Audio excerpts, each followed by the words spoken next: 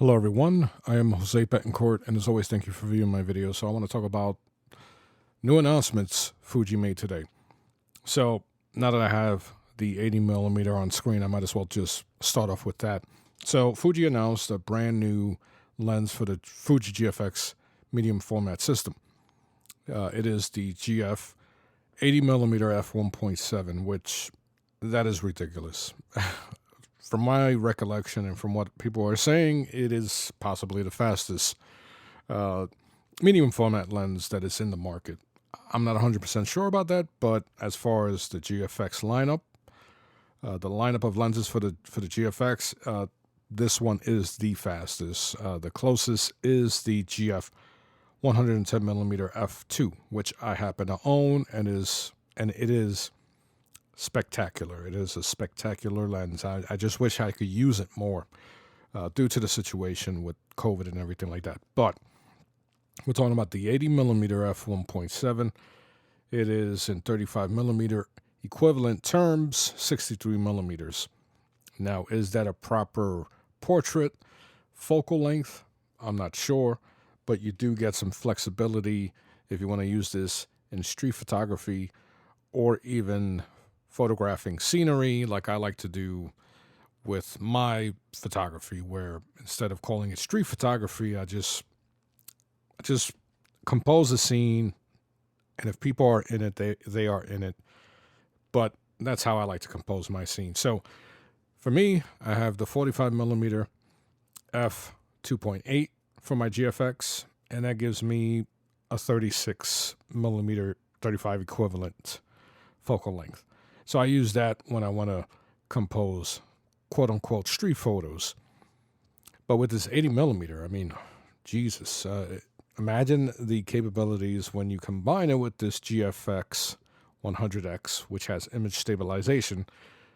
You go outside at night, and now you can shoot at f1.7 with a shutter speed of 1/20th, not even 1/20th, a 20th of a second.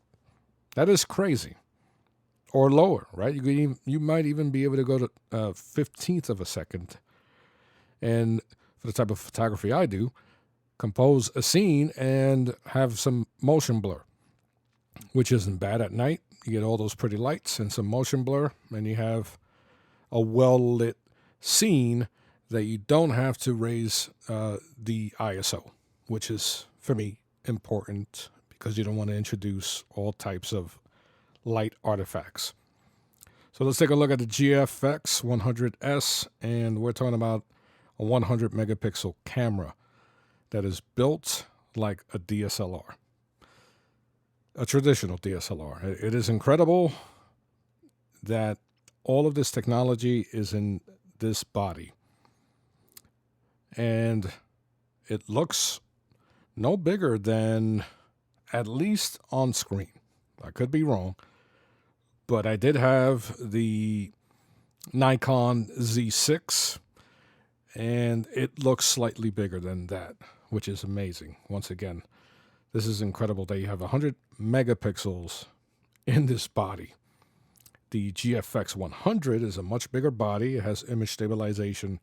It also packs 3 batteries, so you have a hand grip and more technology. You can disassemble the viewfinder, whereas with this 100S, you cannot do that. So it is a fixed viewfinder, so you can't pop it out and put in the extended viewfinder that tilts and, looks really good and fancy on the 50S and 100. Look at the 80mm on this GFX 100S. That is crazy. The proportions based on this photo, you can really see how this body doesn't look too big. This is amazing. Now, the only thing people have an issue with is this knob over here on the left-hand side. You have your manual, auto. You have, I believe, shutter priority, program, maybe.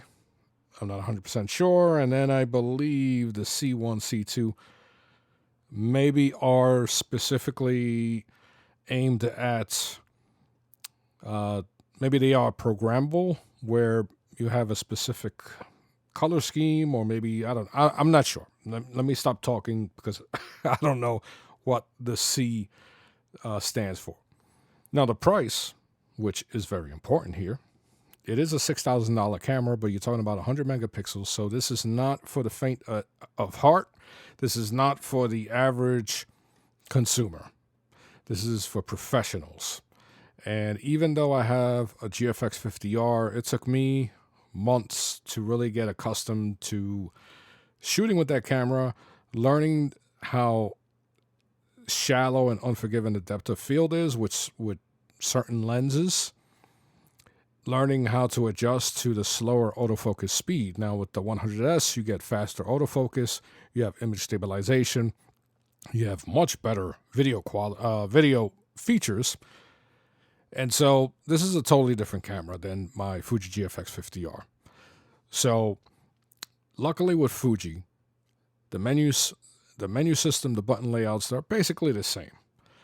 So it won't take an existing Fuji user long to adjust. What you will have to adjust if you're not accustomed to the GFX system is, as I mentioned before, learning how the camera works. Now, luckily, what Fuji is doing is they are introducing full frame bodies with enormous sensors with existing mirrorless technology. So if you have an X-T3 and X-T4, you are accustomed to much faster autofocus. Now, this particular camera, this 100S, is not as fast as an X-T4, but it is way faster than the GFX 50R. So the progress is approaching mirrorless, and that is crazy. This is a mirrorless camera, but we're talking about, as far as sensors are concerned, we're talking about APS-C, which is on the X-T4. And you're talking about this GFX sensor, which is 100 megapixels. It's insane that you have the type of eye tracking, the type of autofocus, and the type of image stabilization in this body that looks like a regular normal size DSLR camera at $6,000. Now, the reason why I say at $6,000, if we go back, let's see if I can find the GFX 100. Now, the reason why you don't see me doing a video with my face, number one, I'm doing you guys a favor. And number two, the video is not about me, it's about the cameras, which in this case, Fuji they floored me once again. So here's the GFX 100. You have more technology, you have a more expensive price point, and you have the ability to snap off the viewfinder, and you have 3 batteries, etc., etc. So let's see if we can go to the GFX 50R. So this is the camera I own. It is currently at $4,500. This price has often gone down to $3,500. I have a feeling that when the GFX 100S is introduced into the market, when it actually releases, the price of this GFX 50R is going down, allowing more people to get into the GFX family. And if they decide once again to, because they have, Fuji has introduced this particular set for $4,000. So normally this GF 50mm F 3.5 is what, $1,000? It has gone down to $500 on numerous occasions. I even owned it for a little bit, and then I returned it because I have the 45mm f 2.8. But when Fuji has often made this combination $4,000, and a lot of people, including myself, who have used this combination to walk around, whether it's walking around with the family, walking around taking photos. I've even gone to events where they had models and I used it to photograph models. This lens is pretty amazing. And when it was $500, it was one of the biggest steals of 2019. I mean, really, it was. It was incredible that Fuji, out of nowhere, made the 50mm f3.5 $500. So I have a feeling Fuji once again will reintroduce the 3500 price point for the GFX 50R, and it will remain that way. Now the Fuji GFX 50S, that hasn't really gone down in price. I have a strong feeling that the 50S will eventually begin to discontinue. That's the word I'm trying to find. Now here's the 50S with the extended battery pack. So it's a more traditional medium format body style. It's bigger than the normal DSLR, even though not by much, but you can snap off the viewfinder and you could put more batteries. But as far as autofocus, it's slightly slower than the 50R, and extremely slower than the GFX 100 and 100S. And even though it looks like it has image stabilization, the 50S and the 50R do not have in-body stabilization. If you look at Jonas, what he's done, he's a famous and very popular, very talented Fuji X photographer. What he has done with this combination of the 100S and the 80mm F1.7, I mean, it just makes you want to buy. It makes you want to buy the product. So just because he is able and capable of making incredible images with this combination, the 80mm and the 100S, doesn't mean that I can do the same thing. So with medium format with the GFX, if it's something that you want to stick your nose into, maybe the 50R when it goes down to 3500, maybe that is the way to go. And little by little, work your way up to the more expensive 100S. But if you want that rangefinder style body, which I prefer, then you stick with the 50R. But I tell you what, when it comes to Fuji and their cameras and their lenses, it is true what people say. It might sound like a cliche now, but it's true what people say. You do have a connection with the cameras. You do have a connection with the lenses. And specifically, if you want that retro style body, if you enjoy having the knobs and all the accessibility of changing your ISO triangle and adjusting your aperture on the lens itself, if you want all of that control without taking your eyes off the viewfinder, Fuji is the way to go. You just have a connection, you have a bond with your equipment, and that's why they hold value. So I've been tempted to put my 50R, my GFX 50R, on sale so that I can afford the GFX 100S, but I can't see myself doing it as much as I keep trying to find ways. And I'm just going to scroll through some of their camera gear here.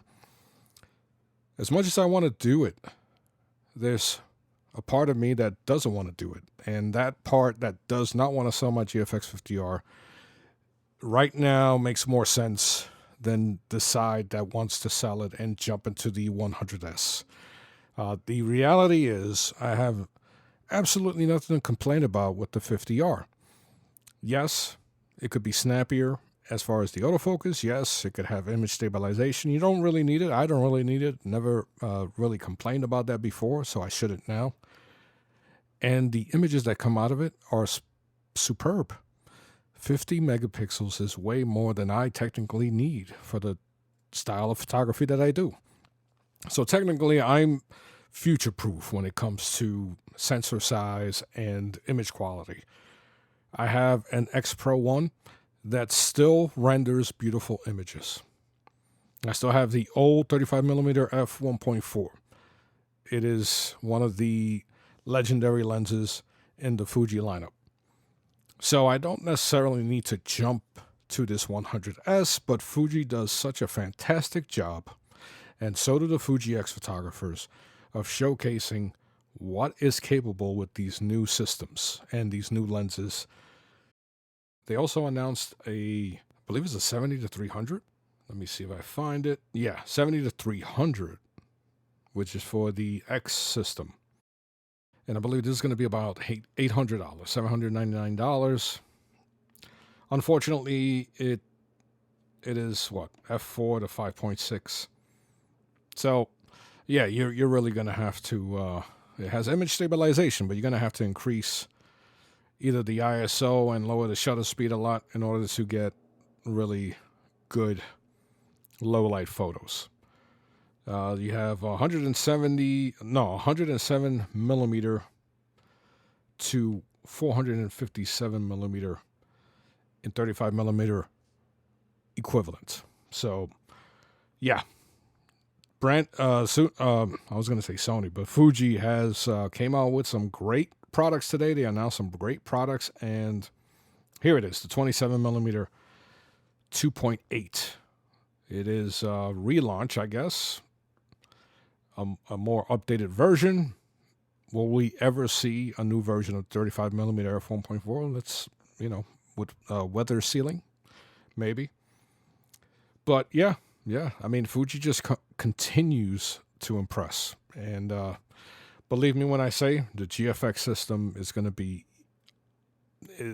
to become more accessible to more people, and that is a good thing. That is a great, as a matter of fact, that's a great thing. So anyway, I'm going to wrap it up. Thank you for watching my videos. I am Jose Betancourt. You guys take care. I will talk to you later.